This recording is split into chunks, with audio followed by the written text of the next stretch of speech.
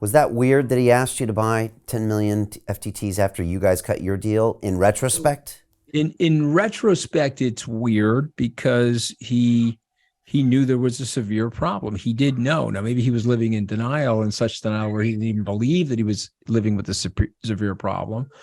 So in retrospect, yes, but in prospect, doing the deal, I thought, okay, that's okay. I looked at that token. They were burning that token. That token was entitled to a piece of revenues from FTX. They were burning the token, very similar to the BNB, the Binance token. Yeah. And so I said, okay, they don't have a publicly traded equity, but they have this token that's receiving profits from FTX. And as they shrink up the supply of this token, the price will likely go up. That's what happened to Binance. So buying $10 million of that token seemed okay for me. I didn't have a problem with that. When somebody, I think I was on Twitter Spaces, I'd like to be transparent about this stuff. Somebody asked, well, he was doing that. You were propping up his token. It was like washing his illegal money through the token. I said, well, okay, we'll just stop for a second. The token had a $4 billion market cap. It was trading hundreds upon hundreds of millions of dollars a day.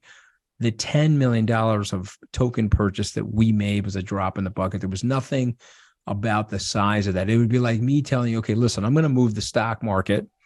I'm going to buy 10 cents worth of Netflix. It's going to have a dramatic impact on the NASDAQ. It's sort of, we don't want to get so emotional that we start making these spurious and scurrilous accusations that are just unfounded. Yeah. But he shouldn't have done that to me. He shouldn't have, obviously shouldn't have bought my shares. He should have, when the world exploded in May and June, he should have said, okay, wow, I've got to shut Alameda down and take a several $billion loss. And he should have announced to everybody, hey, when 3 Arrows went down and Terra Luna went down, I actually lost Alameda. So I'm going to focus my entire life on FTX.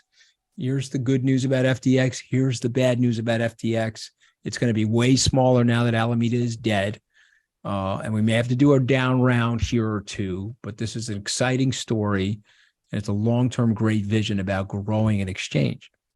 But he didn't do that. His ego was such that I'm just going to move the money from one account into my account, direct violation of the terms of service, so I don't have to make any margin calls. Oh, and by the way, I'm going to use this money to give the patina and give the imprimatur that I am a stronger hand in a weak market. I'm going to be one of the good Samaritans here in a weak market. And lest anybody forget, he was a darling, Brian, of Washington, a darling of Washington. He's a pariah today, but when I was traveling with him in the Middle East, he was incredibly well thought of in Washington. The greedy bankers are about to do it again. In 2008, they crashed our financial system and nearly bankrupted the entire global economy. Then they received trillions of dollars in government bailouts. And after, they demanded fat bonuses paid for by you, the taxpayer. It turns out the banks haven't just been screwing the American taxpayers, they're also screwing over their investors. Turns out the banking industry is the worst place you could put your money, despite enormous taxpayer bailouts. Now the bankers are back to take away your financial freedom. They lie and tell you that cryptocurrency isn't safe. They try to make it illegal for you to choose how to invest your hard-earned money. They lie and say cryptocurrency is used by money launderers and criminals. But look at the record. It's the banks themselves that launder hundreds of billions of dollars every year to the biggest criminal operations in the world. Leaked documents have revealed how some UK banks have helped criminals, money launderers and Russians under sanctions.